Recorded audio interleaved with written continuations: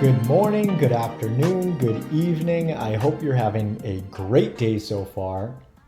A little trivia to kick off this episode. What's the most important fat loss organ in the body? What you think? Maybe the pancreas due to insulin management, the kidneys, the heart. The heart is an important organ. Is it muscle? It's the brain. The brain is the most important fat loss organ because it controls our behavior. And our behavior is what dictates the way that we look, feel, and perform. Makes sense, right?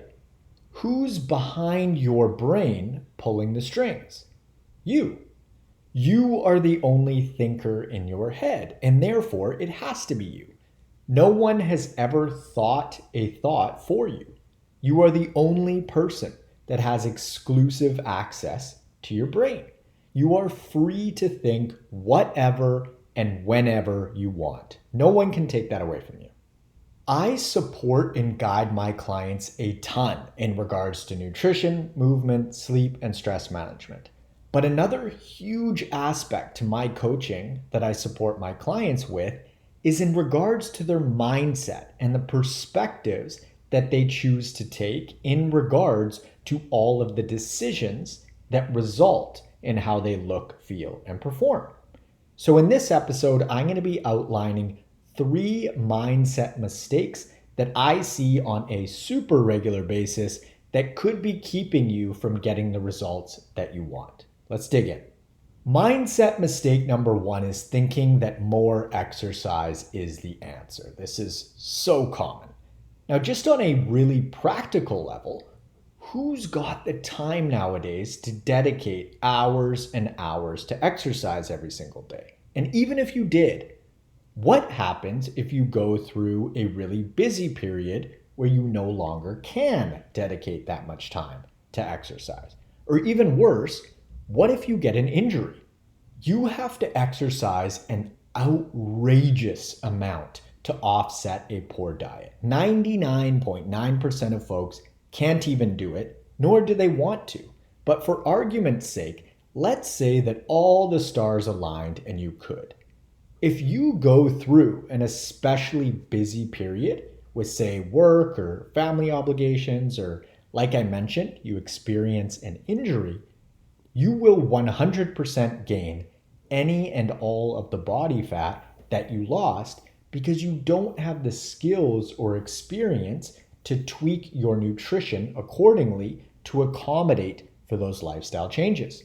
Nutrition is by far the most efficient and practical way to go about achieving and maintaining fat loss. It is a no contest. And you can think about it like this. Is it more practical and realistic to make more money or just adjust your spending habits? Adjusting your spending habits is so much more realistic because how often do you get a raise? Maybe once per year, and that's probably generous. And how much is that raise really going to move the needle relative to your total income? Probably not all that much. Also, what do folks do when they get a raise? They spend more. And the exact same tendency applies to more exercise and fat loss. When folks increase their activity, they so often justify eating more as a result and usually offset any and all of the fat loss progress that they would have made via a slight increase in calories burned. Quite often, folks will even gain weight because they overcompensate for the calories that they thought that their activity was burning. Ever seen an overweight gym goer, runner, cyclist, you name it? All the time, right? We see this constantly. Noticeably overweight folks exercising consistently and getting nowhere with their body composition because they're emphasizing the wrong tool. You are going to get way better results by changing what you're eating versus simply burning more energy. One of the most common things that my clients share with me when we start working together is that they've finally accepted the fact that more exercise wasn't the answer, despite banging their heads against the exercise wall for years and years. They're always excited to be getting results, but they're also often kind of kicking themselves a little bit at the same time because they're like, oh my God, I could have been getting these results in way less time if I just addressed the nutrition piece initially. Now, don't get me wrong, I am a big fan of movement, as I'm sure you know. I encourage my clients to hit their step counts every week, and I move a lot personally. But on its own, it's just not going to get you the body that you want. Plain and simple. More exercise isn't the answer. Nutrition is. Mindset mistake number 2 is thinking that you're a unique snowflake, but in the worst way, a really unadvantageous way. For some reason, a lot of folks think that other people can get great results, and it doesn't surprise them in the slightest when they do, but they can't. And what makes you think that you're so special? Personally, I really emphasize with this mindset mistake because this used to be me.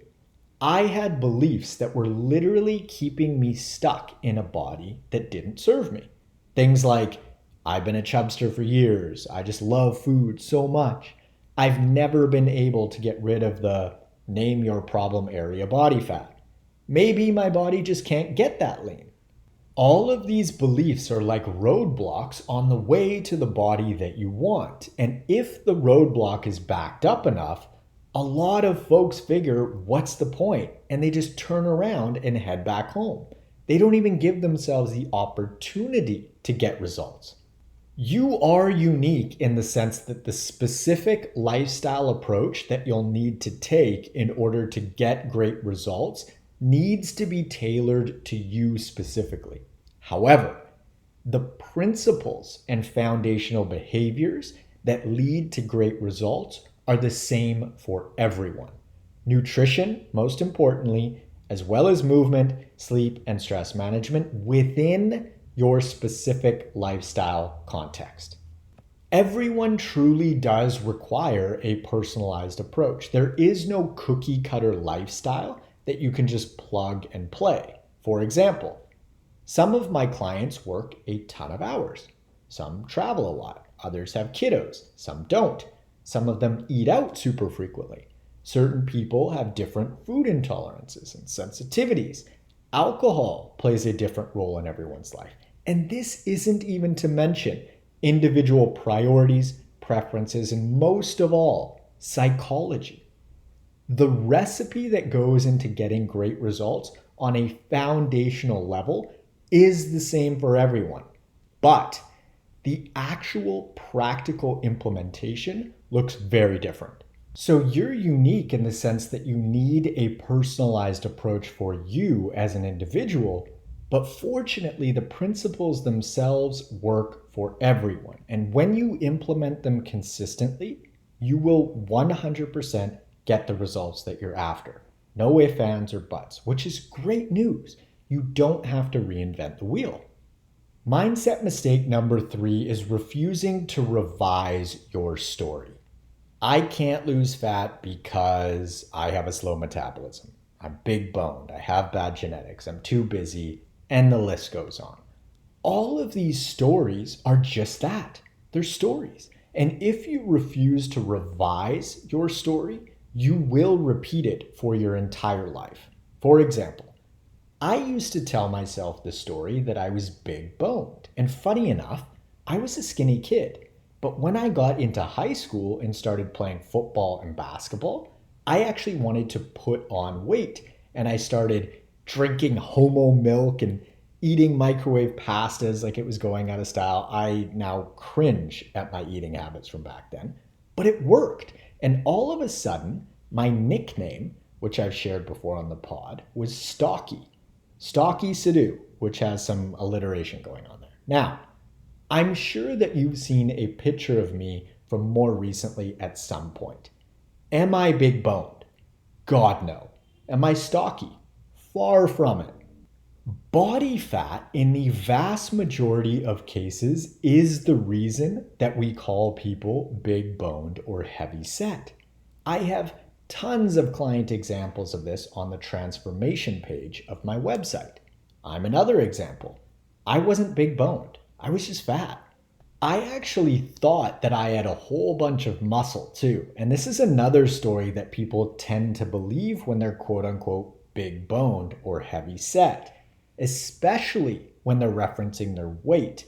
Because if it's a higher number than they think that it should be, they're just like, oh, but a lot of it is muscle. In some rare circumstances, that could be true, like a competitive powerlifter.